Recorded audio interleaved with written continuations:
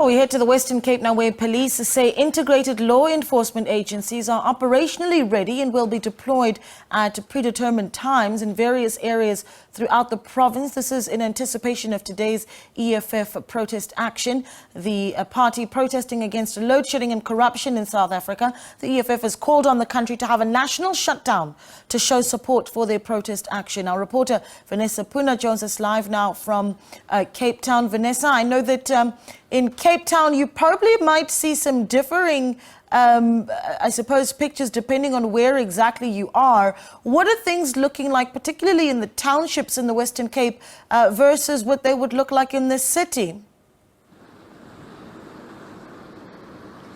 Yes, good day to you from a very wet, rainy and cold Cape Town at the moment. I am standing at the top of Anova Street.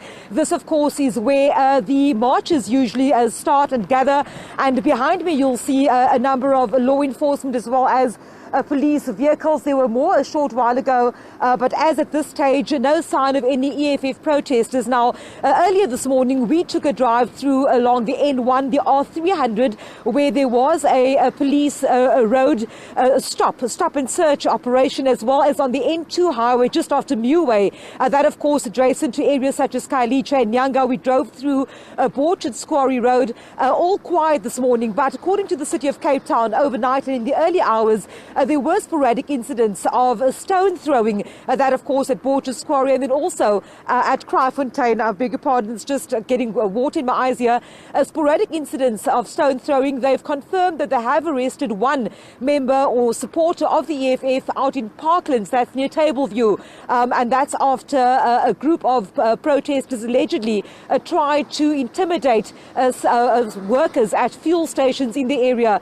So that's confirmed at this stage. One arrest so far. The areas we visited, we drove through areas such as Manenberg, we came through areas such as Gugulethu. They were all quiet this morning. I've said earlier on, there haven't been any signs as yet of any protesting members of the EFF, certainly not in the areas where we have been deployed this morning. We are, of course, on the ground. This is the spot where the march is due to take off at 11 o'clock this morning, but still not a protest in sight here in Cape Town. Yeah, we do appreciate the fact that you're doing this crossing with us while drenched in the rain there, Vanessa. Thank you so much. I know that there were reports of our colleagues having been attacked late last night or the early hours of this morning. What do we know exactly about what happened there? Yes, of course, and I spoke to my colleague Atule Joka earlier this morning. He was one of the three-member team in the car driving, and they were monitoring the situation overnight, in anticipation of the protest or the shutdown due to take place this morning.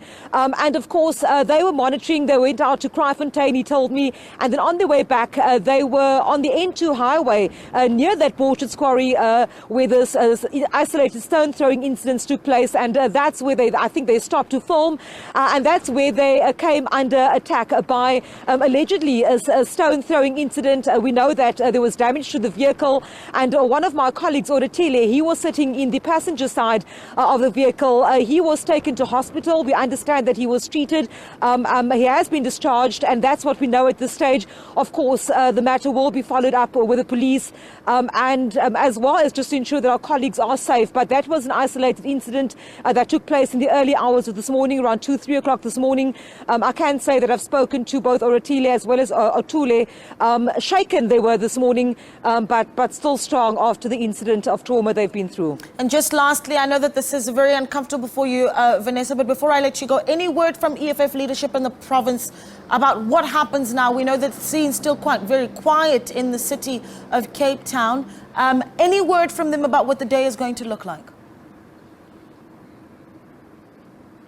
No, we haven't received any word from them today or even yesterday. I haven't spoken to any of the EFF members. Last week, though, we did speak to the EFF spokesperson that was out in Delft. They were doing a cleanup campaign, and I spoke to Sinawo Tambo, and he said that, yes, indeed, the shutdown will come to Cape Town, calling the City of Cape Town authorities arrogant in that, saying that there will be no shutdown. You would know, of course, that what has happened since is that the city, along with the province, has gone to court. They, of course, wanted the protest, the shutdown, to be interdicted. They, of course, the court then said that protests are guaranteed in the Constitution, but that there should be no violence accompanying the national shutdown. So at this point in time, I'm not sure whether you can see it's really raining out here, whether the weather has a part to play.